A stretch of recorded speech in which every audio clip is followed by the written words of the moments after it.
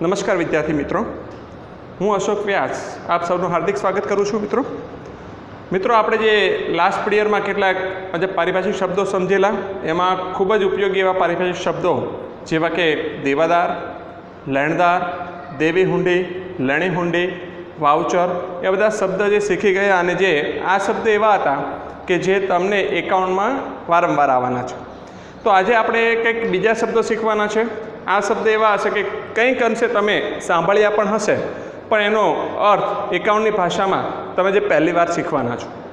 તો ચાલો મિત્ર, આજે આપણે બીજા નવા કેટલાક શબ્દો શીખીએ.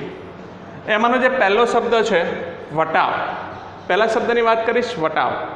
વટાવ શબ્દ સાંભળો તો તમને સમજ ના પડે, પણ એનું ઇંગ્લિશ વર્ઝન તમને કહીશ, ઇંગ્લિશમાં હું તમને કહીશ તો તમે સરળતાથી સમજી શકશો. વટાવને ઇંગ્લિશમાં કહેવાય છે ડિસ્કાઉન્ટ. હવે આ ડિસ્કાઉન્ટ વર્ડ તમે જે વારંવાર સાંભળ્યો હશે, જ્યારે કોઈ પ્રકારની તમે જે ખરીદી કરો, વેચાણ કરો, આ બધી જે પ્રક્રિયામાં ડિસ્કાઉન્ટ શબ્દ ખૂબ જ મહત્ત્વનો ભાગ ભજવે છે. ડિસ્કાઉન્ટ કોને કહેવાય? ડિસ્કાઉન્ટ એટલે કે આપણે ગુજરાતીમાં કહીએ છીએ વટાવ.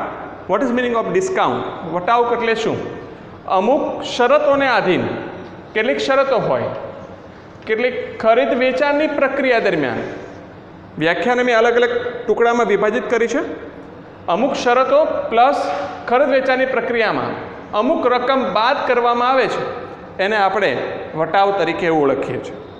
તમે ડીમાર્ટમાં જાઓ છો ત્યારે એમાં સરસ મજાના અલગ અલગ સ્ટોર હોય છે, અલગ અલગ જે રેક હોય છે તેમાં લખેલું હોય છે કે 2 રૂપિયા સેવિંગ અથવા તો 5 રૂપિયાની સેવિંગ. તો આ જે 5 રૂપિયા 2 રૂપિયા સેવિંગ છે ને, એ એવું કહી શકાય કે તમને એ વસ્તુ પર શું મળ્યો છે? વટાવ મળ્યો છે, ડિસ્કાઉન્ટ મળ્યું છે. એની છાપેલી કિંમત કરતાં ઓછી છે, એની છાપેલી કિંમત કરતાં ઓછી છે. એટલે કે જ્યારે પણ ખરીદ વેચાણની પ્રક્રિયા થાય ને ત્યારે એ વટાવની ભૂમિકા આવે. એ સિવાય કોઈ પણ સંજોગોમાં વટાવ વસ્તુ આવે નહીં. કોઈની પાસે પૈસા ઉછીના લઈએ તો વટાવ કોઈ જગ્યાએ ના આવે. કોઈને આપણે જે નાણાંનું ધિરાણ કરીએ તો પણ કોઈ દિવસ વટાવ શબ્દ ના આવે.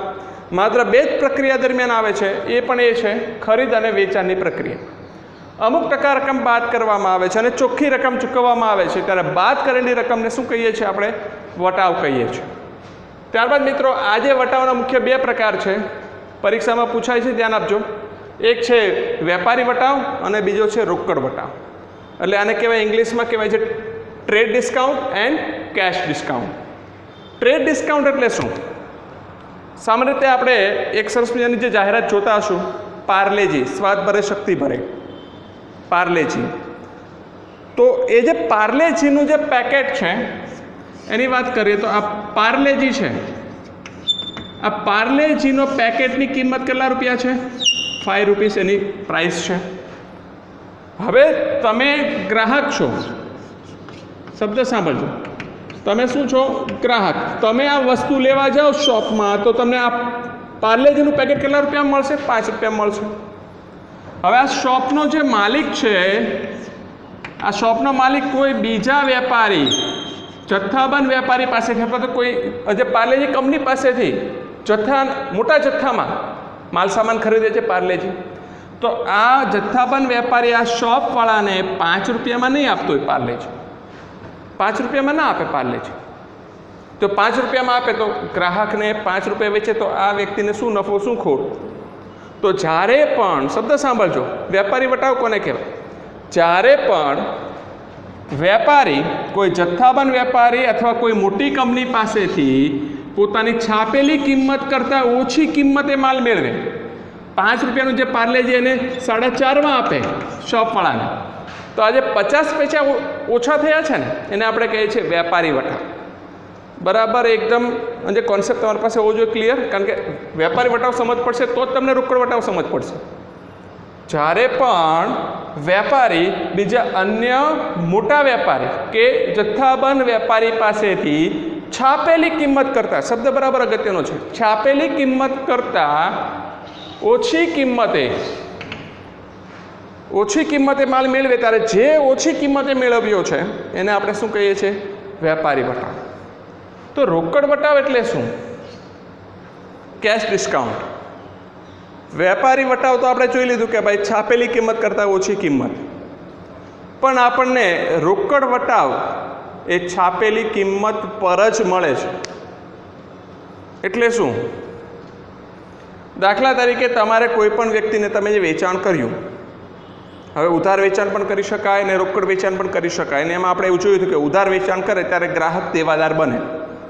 ઉધાર વેચાણ કરો ત્યારે ગ્રાહક શું કહીએ આપણે એને? દેવાદાર.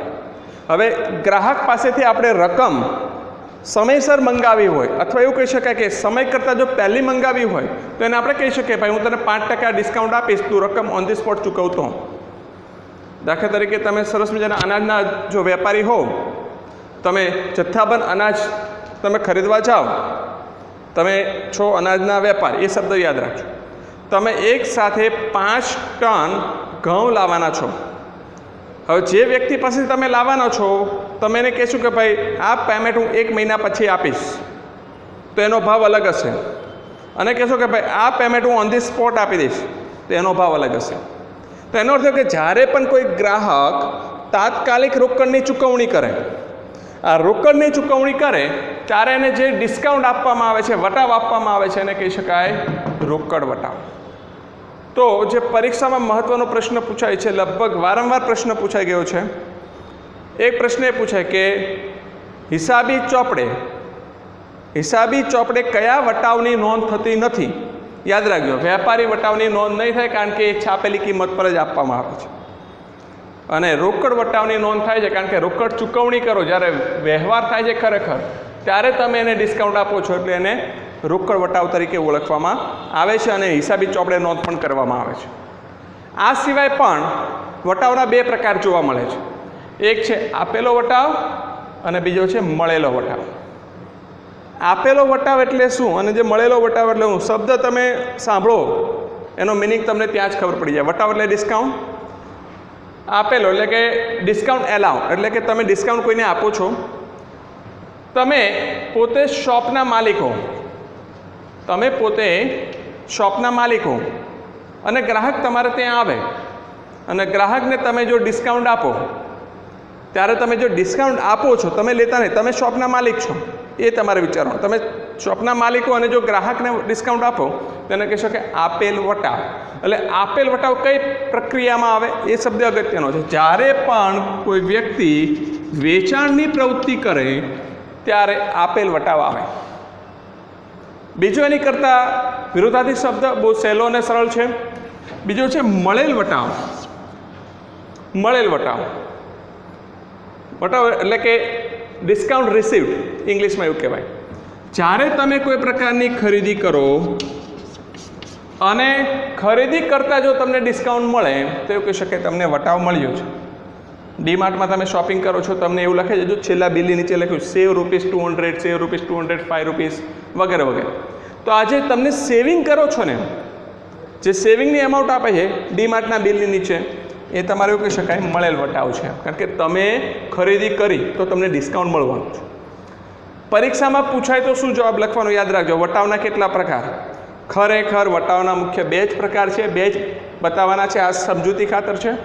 એક છે વેપારી વટાવ અને રોકડ વટાવ. ત્યારબાદ જોઈએ નવો શબ્દ ઘસારો. ઇંગ્લિશમાં એને કહેવાય છે ડેપ્રિસિએશન. ઘસારો શું છે? ઘસારો એટલે શું? તમે કોઈ પણ વસ્તુનો ઉપયોગ કરો, બોલો એની પર લાગે ઘસારો? અત્યારે સરસ મજાની જો બોર્ડ છે, તો વર્ષો જૂનું છે, તો બોર્ડ જેટલી કિંમતનું આવેલું અત્યારે એ તમે વેચો એટલી કિંમત આવે નહીં આવે. એની પર શું લાગી ગયો છે? તમે વપરાશ કર્યો એટલે ઘસારો લાગ્યો છે. અહીંયા જે લાઇટ છે, લાઇટ જે 200 કે જે 300 રૂપિયાની આવેલી અને એ લાઇટ તમે 2 દિવસ પછી વેચો તો એ 200-300 રૂપિયા આવવાના નહીં આવે. કેમ? થોડોક એનો ઉપયોગ કર્યો છે, એની પર ઘસારો લાગેલો છે. તો એનો અર્થ એવો થયો કે તમે જ્યારે કોઈ પણ મિલકત વસાવો ત્યારે તમે એનો વપરાશ કરો છો અને વપરાશ કરવાથી એની કિંમતમાં કંઈક અંશે જે ઘટાડો થાય છે, આ જે કિંમતનો ઘટાડો થાય છે એને આપણે શું કહીએ છીએ? ઘસારો. આ તો સામાન્ય વાત કરી, પણ આપણે બિઝનેસ તરીકે એવું હોય છે કે મિલકતની કિંમતમાં ઘટાડો સામાન્ય રીતે યંત્રવાળો શબ્દ વધારે આવશે. મોટી મોટી કંપનીમાં બહુ મોટી મોટી મશીનરી હોય. હવે જ્યારે ઉત્પાદનનું કાર્ય થાય ત્યારે આ જે મશીનરીનો કન્ટિન્યુ વપરાશ થાય. હવે જેમ જેમ મશીનરી વપરાય તેમ તેમ એની પર ઘસારો લાગે, એની કિંમતમાં ઘટાડો થાય. તો પ્રશ્ન એવો પૂછાય, જો પરીક્ષામાં પૂછાયેલો શબ્દ હું તમને કહું, પ્રશ્ન એવો પૂછાય ઘસારો એ શું છે? ખર્ચ કે નુકસાન? ખર્ચ કોને કહેવાય મેં શબ્દ સમજાવ્યો છે અને નુકસાન કોને કહેવાય એ પણ સમજાવ્યો છે. ખર્ચ એટલે તમે કોઈ પણ વસ્તુનો લાભ લો અને નાણાં ચૂકવવા પડે એને ખર્ચ કહેવાય. સ્ટેશનરીમાંથી પેન લો અને પેન તમને મળે એટલે તમે લાભ લીધો પેનનો, પણ એના બદલામાં પૈસા ચૂકવે એટલે ખર્ચ કહેવાય. પણ મારી સ્ટેશનરીની શોપ હોય ને શોપમાં આગ લાગી જાય તો મને કોઈ લાભ જ નથી મળ્યો, મેં વેચાણ નથી કંઈ નથી કર્યું અને આગ લાગી જાય ને મારો માલ સામાન જાય તો એને નુકસાન કહેવાય, એ ખર્ચ ના કહેવાય. તો અહીંયા આપણે મિલકતનો લાભ તો લઈએ છીએ, યંત્રનો ઉપયોગ તો કરીએ છીએ, એટલે એવું કહી શકાય ઘસારો ખર્ચ છે. હજી બરાબર સમજો કેવો ખર્ચ છે, ઘસારો કેવો ખર્ચ છે. સૌથી અગત્યનો શબ્દ અને આ પૂછાય છે, વારંવાર પ્રશ્ન પૂછાય, બિન રોકડ ખર્ચ. બિન રોકડ, હા બિન રોકડ એટલે શું? મિલકત વપરાય છે, તમે ઉપયોગ કરો છો, એની કિંમત ઘટે છે, બોલો કોઈ પ્રકારના પૈસા ચૂકવવા પડે છે? નહીં. મિલકત જ્યારે ખરીદી ત્યારે જે મૂડી ખર્ચ કર્યો એ જ પછી જે વપરાય છે અને એ એક્સ્ટ્રા ખર્ચ થાય એટલે કે એક્સ્ટ્રા ખર્ચ એટલે શું? એની કિંમત ઘટે છે, એ કોઈ રોકડમાં ચૂકવવી નથી પડતી. તો એનો એવો થયો કે પ્રશ્ન એ પૂછાય કે ઘસારો એ કેવો ખર્ચ છે, તો બિન રોકડ લખવાનું. ઘસારો એ શું છે તો યાદ રાખવાનું ખર્ચ લખવાનું. પરીક્ષામાં જ્યારે પ્રશ્ન પૂછાય ત્યારે ખૂબ અગત્યનો પ્રશ્ન છે. ત્યારબાદ છે જે ઘાલખાત. ઘાલખાતને ઇંગ્લિશમાં કહેવાય બેડ ડેબ્ટ્સ. પણ આ ટોપિક સમજતા પહેલાં આપણે જોઈશું સદ્ધર અને નાદાર, તો તમને સરળતાથી સમજ પડશે ઘાલખાત. સદ્ધર એટલે શું? શબ્દ તમને શબ્દ જોઈને જ ખ્યાલ આવી જાય સદ્ધર એટલે શું, અને નાદાર એટલે શું તમને એ પણ શબ્દ જોઈને થોડો ઘણો અંશે ખ્યાલ આવી જાય. આપણે જે ઘણી વખત જે પેપરમાં વાંચતા હશું કે આ પેઢી ઉઠી ગઈ, સવારે ઉઠે એવું નહીં, એટલે એની પાસે એટલું બધું દેવું થઈ ગયું કે પૈસા ચૂકવવા માટે પોતાની મિલકત વેચે તો પણ દેવું ના ચૂકવી શકે, એ પરિસ્થિતિ. આપણે જોઈએ એક ઉદાહરણ જોઈએ એટલે તમને સદ્ધર, નાદાર અને ઘાલખાત ત્રણ ટોપિક એક જ ઉદાહરણમાં સમજ પડી જાય એવું છે, વ્યાખ્યા સાથે. હવે સમજી લો, આપણે એક સરસ મજાની શોપ છે, એનું નામ છે fashion.com. fashion.com હું સરસ મજાના જે કપડાં રાખું છું, બરાબર, તૈયાર કપડાનો વેપારી છું. આપણે છીએ, સમજી લો કે આ આપણે એટલે કે અશોક છે, મારી શોપ છે. તમારે પણ વિચારવાનું કે આ તમારી શોપ છે, તો તમને વધારે સમજ પડશે. તમે શોપના માલિક છો, આપણે બધા શોપના માલિક છે fashion.com. હવે જે મારે ત્યાં એક જે કસ્ટમર આવે છે જેનું નામ છે અમિતભાઈ. અમિતભાઈ જે કસ્ટમર આવે છે, ત્યારબાદ એની સાથે બીજા પણ કસ્ટમર આવે, બંને મારા મિત્રો જ છે. બીજા કસ્ટમર આવે છે એનું નામ છે પ્રકાશભાઈ. હવે હું બરાબર શબ્દ સમજો, તમે શોપના માલિક છો તો જ તમને આ ઉદાહરણમાં સમજ પડશે. હું શોપનો માલિક છું. હવે અમિતભાઈ જ્યારે મારી પાસેથી તૈયાર કપડાં લઈ જાય છે અને મારું ઉધાર વેચાણ થાય છે. ઉધાર વેચાણ એટલે એવા કે અત્યારે કોઈ માલ સામાન લઈ જાય છે પણ પૈસાની ચૂકવણી ભવિષ્યમાં કરશે. એ રીતે પ્રકાશભાઈ પણ તૈયાર કપડાં લઈ જાય છે એટલે મારું ઉધાર વેચાણ થાય છે. હવે જે પ્રકાશભાઈની પરિસ્થિતિ સારી છે, એ મને એવું કહે છે કે ભાઈ અશોકભાઈ, હું તમને 2 દિવસ પછી પૈસા ચૂકવી આપીશ અને 2 દિવસમાં જે મેં 500 રૂપિયાનો માલ સામાન આપેલો તૈયાર કપડાં 500 રૂપિયા મને ચૂકવી પણ આપે છે. હવે જ્યારે મેં આ બંનેને ઉધાર વેચાણ કરેલું, ઉધાર વેચાણ કર્યું એટલે મારા શું બને છે? અગાઉના વિડીયોમાં આપણે જોયેલું દેવાદાર. ઉધાર વેચાણ બંનેમાં છે, બંને દેવાદાર બનશે. તો પ્રકાશભાઈની પોતાની જે પરિસ્થિતિ, પોતાની આર્થિક સિચ્યુએશન સારી છે, એટલા માટે મને નિયમિત માલ સામાનની ચૂકવણી કરી દે છે. તો નિયમિત ચૂકવણી કરે ત્યારે આ વ્યક્તિ અથવા તો આ દેવાદાર સદ્ધર દેવાદાર છે એવું કહી શકાય. સિમ્પલ વસ્તુ છે. જે વ્યક્તિની આર્થિક સિચ્યુએશન સારી હોય. હવે આર્થિક સ્થિતિ એટલે શું? આર્થિક સ્થિતિ એટલે એવું કહી શકાય કે જે વ્યક્તિ પાસે મિલકત શબ્દ આપણે શીખી ગયા, અને દેવા, બંનેનું જો સરખામણી કરવામાં આવે તો એની મિલકતનું પ્રમાણ એની દેવા કરતાં વધારે હોય. મિલકતનું પ્રમાણ તેના દેવા કરતાં વધારે હોય. તો મિલકત વધારે છે એટલે એનો કે આ વ્યક્તિની આર્થિક સ્થિતિ સારી છે, દેવ ચૂકવવા માટે સક્ષમ છે. અને આ પોતાનું દેવું 500 રૂપિયા નિયમિત ચૂકવે છે એટલે કે એને સદ્ધર કહેવાય. તો અહીંયા સદ્ધરતાની વ્યાખ્યા સ્પષ્ટ થઈ ગઈ. જ્યારે માલનું ઉધાર વેચાણ કરવામાં આવે ત્યારે ઉધાર વેચાણ દરમિયાન દેવાદારો જો પોતાની દેવું નિયમિત ચૂકવણી કરે, અર્થાત પોતાની દેવો કરતાં એની મિલકત વધારે હોય તો એ દેવાદાર સદ્ધર છે એવું કહી શકાય. તો પછી જે નાદાર કોને કહેવાય? વાત કરું અમિતભાઈને મેં જે આપેલો 1000નો માલ સામાન, જે તૈયાર કપડાં વેચેલા અમિતભાઈને. હવે અમિતભાઈને મેં કીધેલું કે ભાઈ 2 દિવસ પછી પૈસાની ચૂકવણી કરશો. 2 દિવસ પછી પણ જે પૈસા આપવા આવતા નથી, એટલે સરસ મજાનું એક જે પત્ર પણ લખું એની પર કે ભાઈ 2 દિવસ થઈ ગયા, અથવા તો એની પર હું જે ફોન કરું તો બીજા 5 દિવસ પછી ક્યાં આપવાનું, છતાં પણ આપતા નથી. હવે એનું મુખ્ય શું કારણ હોય કે અમિતભાઈ પાસે એટલા સક્ષમ નથી કે પૈસા ચૂકવી શકે, એટલી મિલકત નથી કે પોતાનું દેવું ચૂકવી શકે. એટલે એની પરિસ્થિતિ કેવી હશે? મિલકત કરતાં દેવું વધી ગયું હશે. એટલે પૈસા ચૂકવવાના છે એની કરતાં એની પાસે ઓછા પૈસા છે, ઓછી મિલકત હશે. એટલે સમયસર ચૂકવણી કરતા નથી, ત્યારે આ દેવાદારને આપણે એકાઉન્ટની ભાષામાં નાદાર દેવાદાર કહી શકાય. એવું કહે છે ને આપણે ન્યૂઝપેપરમાં વાંચે કે આ પેઢી ઉઠી ગઈ, આ પેઢી બંધ થઈ ગઈ. તો આ પરિસ્થિતિ હોય, એની પાસે એટલા પૈસા જ ના હોય કે કોઈને ચૂકવી શકે. તો આ પરિસ્થિતિમાં એવું કહી શકાય કે જ્યારે પણ કોઈ વ્યક્તિ પૈસા ના ચૂકવે ત્યારે વ્યક્તિ આપણે નાદાર છે એવું કહી શકાય. વ્યાખ્યા શું કહી શકાય? જ્યારે કોઈ દેવાદાર, શબ્દ સાંભળ, જ્યારે કોઈ દેવાદાર પોતાનું દેવું ચૂકવવા માટે સક્ષમ ના હોય, દેવું ચૂકવવા માટે સક્ષમ ના હોય, અર્થાત એની પાસે મિલકતો કરતાં દેવાનું પ્રમાણ વધારે હોય, ત્યારે આ દેવાદારને નાદાર દેવાદાર તરીકે ઓળખવામાં આવે છે. હા, 2 શબ્દ સમજ્યા તો તમને જે કાલઘાત શબ્દ બહુ સરળતાથી સમજ પડી જશે. કાલઘાત એટલે શું? કાલઘાત એટલે શબ્દ સાંભળજો, અમિતભાઈ. અમિતભાઈ શું હતા? નાદાર દેવાદાર, પૈસા ચૂકવવા માટે સક્ષમ નથી. મારે 1000 રૂપિયા લેવાના હતા. અમિતભાઈ એવું કહે છે કે ભાઈ 1000 હું 200 આપી દઉં, એટલી પરિસ્થિતિ સારી છે, બાકીના 800 રૂપિયા હું આપી શકું એમ નથી. તો અમિતભાઈએ મને 1000માંથી 200 આપ્યા, પણ 800 રૂપિયા તો આપ્યા જ નહીં, કારણ કે એ સક્ષમ નથી. અથવા સમજી લો કે 1000 રૂપિયા પણ ના આપ્યા. તો જ્યારે પણ કોઈ નાદાર દેવાદાર પોતાની ચૂકવવાની થતી રકમમાંથી સંપૂર્ણ રકમ અથવા અંશતઃ રકમ ન ચૂકવે તો એ રકમને કાલઘાત કહેવામાં આવે છે. એટલે કે અહીંયા અમિતભાઈ 800 રૂપિયા ચૂકવવા માટે સક્ષમ નથી, તો 800 રૂપિયા મારું નુકસાન છે, જેને એકાઉન્ટની ભાષામાં શું કહેવાય છે? કાલઘાત કહેવાય છે. કાલઘાતવાળો ટોપિક ફરી એકવાર ઉદાહરણ સાથે. અમિતભાઈ પાસે 1000 રૂપિયા લેવાના હતા, 200 રૂપિયા ન આપ્યા, કે 200 રૂપિયા આપ્યા અને 800 રૂપિયા ન આપ્યા, તો જે રકમ નહીં આપે એને શું કહેવાય? આપણે કાલઘાત કહી શકાય. કાલઘાત એ આપણું નુકસાન છે, ખર્ચ નથી.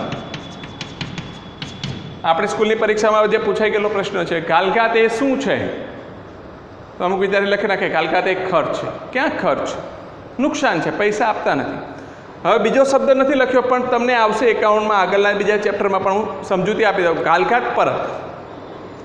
અમિતભાઈ પાસેથી 800 રૂપિયા લેવાના હતા, એ આપી શકે એમ નહોતા. તો અમિતભાઈ પાસે જ્યારે પરિસ્થિતિ 1-2 વર્ષ પછી જ્યારે સારી પરિસ્થિતિ થાય, ત્યારે એ 800 રૂપિયા આપણને જે પાછા આપે, 800 રૂપિયા આપણને પાછા આપી દે. તો 800 રૂપિયાની નોંધ કઈ રીતે કરેલી? કાલઘાત તરીકે. એની જ રકમ આપણને પાછી મળી, તો આને શું કહેવાય? કાલઘાત પરત. અત્યારે જે તમારા ફર્સ્ટ ચેપ્ટરમાં નથી, પણ સમજૂતી માટે મેં દર્શાવ્યું છે. ત્યારબાદ છે ખાતું, ઉધાર અને જમા. આ બધી વસ્તુ 3 વસ્તુ તમારે સાથે સમજવી પડે. પહેલો મુદ્દો છે ખાતું એટલે શું? ખાતું એટલે શું? અમુક દાખલા તરીકે અમુકના વાલી હોય એ પોતાની પરિસ્થિતિ પ્રમાણે દૂધનું પેમેન્ટ કરતા હોય, પછી કોઈ પ્રકારની જે કરિયાણાની શોપ હોય તો એમાં પેમેન્ટ કરતા હોય, એટલે પૈસા ચૂકવતા, પણ દરરોજના ના ચૂકવતા હોય. એ શું કરે કે ભાઈ અઠવાડિયાનું કે 15 દિવસનું જે કરિયાણું લે, અને એનો જે વેપારી હોય ને એ પોતાની નોટબુકમાં લખે કે ભાઈ રમેશભાઈ 500 રૂપિયાનું તેલ લઈ ગયા, 700 રૂપિયાના કોઈ પ્રકારનું જે કરિયાણું લઈ ગયા. ત્યારબાદ એમ તમામ પ્રકારની વસ્તુ લખતો જાય. તો જ્યારે ધંધામાં કોઈ એક વ્યક્તિ સાથે આખા દિવસ દરમિયાન, પખવાડિયા દરમિયાન કે આખા મહિના દરમિયાન વારંવાર વ્યવહાર થતા હોય, ત્યારે એ વ્યક્તિનું ખાતું ખોલવામાં આવે છે. શું ખોલવામાં આવે છે? ખાતું. ખાતું શું કામ ખોલવામાં આવે છે?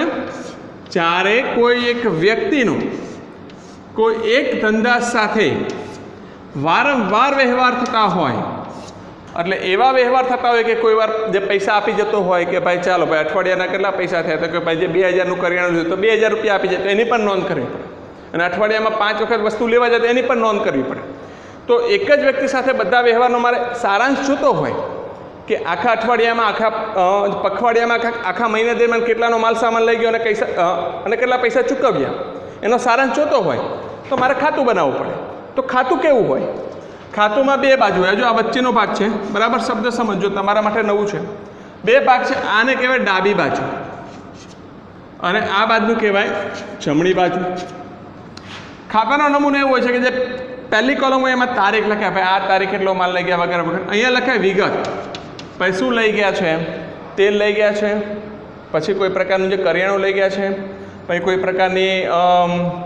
કોઈ પ્રકારના મસાલા લઈ ગયા, મરચું લઈ ગયા વગેરે વગેરે લખાય. પછી લખાય નોંધ વહી પાના નંબર.